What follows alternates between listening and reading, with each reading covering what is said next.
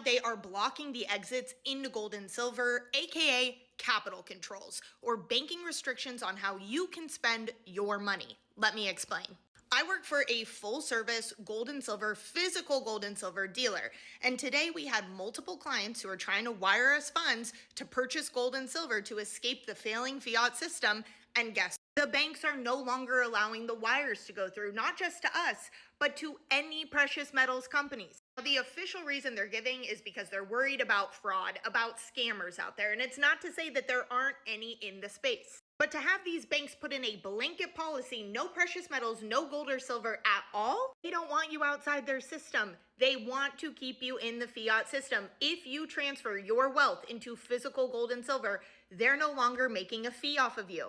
They can't control you. They can't freeze or seize your assets. The illusion that they have built is crumbling because more and more people are waking up. But we've seen how this plays out in other countries, whether it's China or Cyprus with bank bail-ins, or even in Spain with cash transaction limits. It begs the question, is your wealth really yours if you can't access it, or if you are told how you can and can't spend it? My advice to everyone is just to make sure you have something outside of their system, because once they decide they want to close all of the exits, it will be too late. Eliminates the need for intermediary areas like ad networks, banks, payment processors. Creators can now receive direct, fast, borderless payments from their audience. Is that innovative, Max, and important? Yeah, there's no intermediaries. That's the key phrase of that sentence. So the payments do not go through a bank. They do not go through any financial intermediary. This is important, obviously, because therefore it cannot be censored. That's why when Julian Assange needed money when he was in the Ecuadorian embassy, people were able to send him Bitcoin and nobody could stop him, even though the credit card companies and PayPal stopped all payments going into Julian Assange. So Bitcoin saved the day there. So there's no intermediary. It's uncensorable. You cannot stop it. And people want to be able to send money freely without having any intermediation. And this is true for individuals, but it's also true for countries, right? Countries want to be able to send money around the world without having the SWIFT system, which is a way to send money globally that's used to curtail money being sent around the world, et cetera. So it depoliticizes money. It's just lets money be money. That's very interesting, because to depoliticize money is a pretty radical concept, because in a sense money is the artillery of politics. The ultimate arsenal of politics is the ability to withhold, withdraw, or enhance. Well, you only need to look at American politics, and if you were to suggest, well, Republican or Democrat, why don't we just not have donations and not have lobbying? No one's down for that move, and that tells you where the true power is. The power is in the currency unit itself, Max. So do you think that this is significant, though it is independently? Do you think collegiately with other ideas that are about decentralization, it could be actually revolutionary, i.e. change existing power structures? Well, absolutely. Let's talk about this depoliticalization of money for a second. So a Bitcoin does something that has not ever been possible in the history of money, in that it separates money from state. It separates a central authority from money. And in the past, all money has been going through a central authority in the state, right? States organize themselves politically. They have a system of money, and that money is controlled by the state. And it's always been a dream to separate money from state, the same way there was once a dream to separate the state from the church, right? That happened a few hundred years ago. It gave us the Age of Enlightenment. So now we have the separation of money from state, and we have a new Age of Enlightenment, or as Stacey Herbert likes to call it, a Renaissance 2.0. And at the kernel of that Renaissance and that revolution is the separation of money and state, because only Bitcoin allows for the network to be entirely decentralized and yet robust, safe, and practical to use on a day-to-day basis for people who want to exchange value over the network. Genius Act passed into law, which actually did enable stablecoin rewards to happen. The banks had their own concerns, and we reached a good outcome in the Genius Act. And now the banks really are coming and trying to undermine the president's crypto agenda. I mean, these are the same banks that, debanked him and his family, right? And they want to come in and say that Americans should not be able to actually earn more money on their money. They're trying to protect their own profit margins, taking money out of the pockets of hardworking average Americans and putting it into the coffers of these big banks that are hitting record profits. And so our view is that there should be a level playing field where banks and crypto companies can lean into stablecoin legislation as an opportunity. And that includes paying rewards to Americans so that they can earn more money on their money. So, it was unclear whether we were going to exempt gold from tariffs, which I believe we have. So there was a big move out of vaults in Switzerland, out of vaults in London to get it into New York. And look, that there are a lot of different stores of value over time. Bitcoin's becoming a store of value. Gold has historically been a store of value. I think what's interesting is, where do we see the gold demand coming from? A huge amount is from China. Yes. Where they, as I said, they're in the middle of an economic recession/depression. People don't trust the Chinese currency because they have capital controls. There are 1.4 billion Chinese who all want to get their money out, and they won't let them. They will let them buy gold. Well, I think the high-level principle here is that we can't really have banks come in and try to kill their competition at the expense of the American consumer, right? People in America should be able to earn more money on their money. I think stablecoins are an opportunity for banks. They should be able to build great product lines with this. It's an opportunity for crypto companies. Congress and the laws that get passed, they should really create a level playing field and say, this is allowed, this is not allowed. Now, all American companies, go compete, try to build the best products and services. That's great. What's not great is if the banks can put their thumb on the scale to try to kill some of their competition, and they only pay about, 14 basis points on the average savings account. Consumers should be able to earn 3.8% on their stablecoin rewards. And so we're going to keep fighting for our customers' rights and the 52 million Americans who use crypto every day. I mean, what would you say to the argument that banks have put forward that because of the role they play in the economy, the loans that they make, if they do wind up seeing billions of dollars, as some have estimated would happen going from banks to stablecoin, they say that could have a big impact on the economy. What's your response to that? Yeah, well, banks don't have a monopoly on lending money. Actually, crypto is doing quite well in this area as well, and crypto is a technology to update all parts of the financial system, whether it's lending, capital formation, et cetera. So I think banks do play an important role in the economy and making these loans. Crypto should be allowed to do similar types of activity. We're not engaged in fractional reserve lending. That's an important point, by the way, because the bank license, what that really allows you to do is fractional reserve. The banks don't have all of your money there. That's why there's so much oversight and you can have these runs on the bank. Stablecoins have 100% reserve, right? And they're all the assets now post-Genius are held in this short-term US treasuries.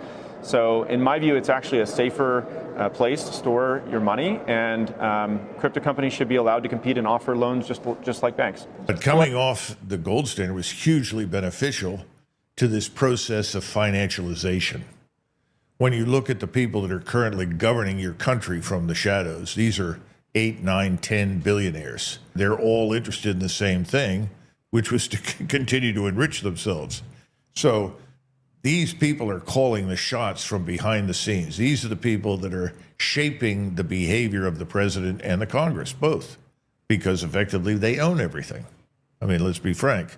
I know everybody sees the little flag that is on the lapel of all the congressmen and senators. I'm a patriot, and they wave the flag. But over here, there's a pocket. It's open, it's very deep, and it fills up with cash from insider training and lobbyists and so forth. So all of these people have grown very, very rich over the last several decades as a result of the fact that we just print money. The dollar used to be a promissory note. In other words, if you turn it in, it's worth some amount of gold or silver. Well, that went away. So what's it worth? Well, it's backed by the trust and confidence in America's institutions, its military power, its economic productivity. Well, that's fine until you wake up someday and you figure out, my gosh, we have no more economic productivity. We're not building anything. We're not producing anything. So how did all of these people become billionaires? Well, they became billionaires because of financialization. Financialization simply means transaction fees. You move money from one place to the next, and you take a fee as a result of moving the money. That's a very simplistic way to look at it, but it's accurate. And everybody believes that that money is worth something. But what's the evidence for it? does it translate into anything? And of course, this is what you've come into, and you're an expert on this. You know much more about it than I do, about Bitcoin and why Bitcoin is such an enormous development, because it's independent of the banking system, which is why all of those billionaires hate it. They like the banking system because the banking system is their cushion. It's their, what's the right word, refuge. When things go badly, they go there. Well, how do they survive all the disasters? We went through 2007, 2008, and you'll remember there was a woman named Sheila Bair, and she was involved with the Freddie Mac and Fannie Mae, and she suggested in a meeting, well, we should bail these people out, but we should do it at 10 cents on the dollar because they should be punished for their mismanagement of finance. And of course, what happened? We bailed everybody out at 100%. So you bail everybody out at 100%, everybody thanks you very much, and everybody was bailed out. I mean, you go to the Carlyle Group, they were bailed out. Doesn't matter where you go. And here, for instance, with the Carlyle Group, they're looking at an $11 trillion problem or more. They and BlackRock, all these big firms are back where they were in 2007, 2008, only worse. So what happens? Well, Bessent helps them. Private equity funds, hedge funds, where do they get their money? Well, you have the repo window, and he's continued the whole time sending money to keep this market from collapsing. And everybody says, well, we can do this in perpetuity because we're the reserve currency. But that's not going to work very well because you inevitably debase the currency. We're down in D.C. I spent a day and a half down there this week. I fundamentally think a bill is going to get done in the next few weeks. The Democratic senators in earnest want to get something done. The Republican senators in earnest want to get something done. These are complicated bills. I mean, it would be complicated if me and you sat down and tried to write the bill. But when everyone is pushing for their own agenda. Right. Well, let me ask you about the bill, because I think there's maybe many more sticking points than that. But the two that people focus on right now is just what authorities the CFTC has versus the SEC. And perhaps maybe the bigger one, and you hear people like Brian Moynihan get asked about it and others, just about stable coins and what, how they will work and whether, depending on what they're allowed to be able to do, whether ultimately you're going to have a lot of money coming out of the banking system and what that means to credit in the country. Yeah, listen, this is an issue that the banks have brought up, and they have an amazing lobbying army. Right. So they have come down. And one of the reasons the bill is stalled is the banks are saying, oh, my goodness, oh, my goodness. If you go to J.P. Morgan right now or Bank of America or any of the big banks, and you put money in a savings account, you get about 11 basis points or 1 basis point. So the banks are making a tremendous amount of money holding our savings and depositing at the Fed at 3.5%, 4%. They worry that stable coins could have deposit flight. The reality is... Well, but just to be clear, they worry if stable coins are allowed to effectively accrue interest or some other kind of points or other things, that there would be deposit flight. That is right now, that's the central issue, because they're not allowed to technically yet. Yes. Or the banks would have to raise their interest, pay the consumer maybe a fair rate, and make less money. So what do you say to people who say, well, it's a Ponzi scheme, because every time Bitcoin goes up, you issue more equity and debt to buy more Bitcoin, and it just keeps going and going and going? Yeah, just like developers in Manhattan, every time Manhattan real estate goes up in value, they issue more debt to develop more real estate. That's why your buildings are so tall in New York City. It's been going on for 350 years. I would call it an economy. Fair.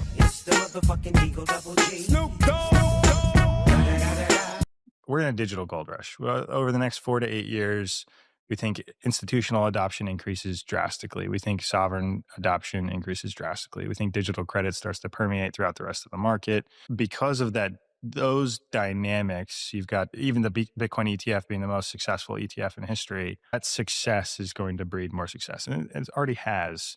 So because of those dynamics, the macro environment, we see probably the next 4 to 8 years between a 30 to 50% compound annual growth rate for Bitcoin. And we think that will start to taper off as economies of scale and large economies of scale start to come into play.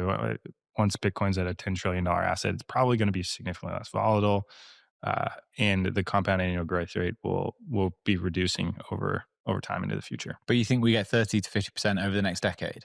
Yeah, I'll take it. Yeah, I'll take that. Right. I mean, you look at the last 7 years, and it's been like 70% compound annual growth rate. Even what in 2022 is at 16,000, and what we're at 90,000 right now. What is that? That's A lot. a lot. Yeah, right. Like, annualize that. That's 80, 70-80% probably. And I don't think it takes a lot of capital to move it much higher.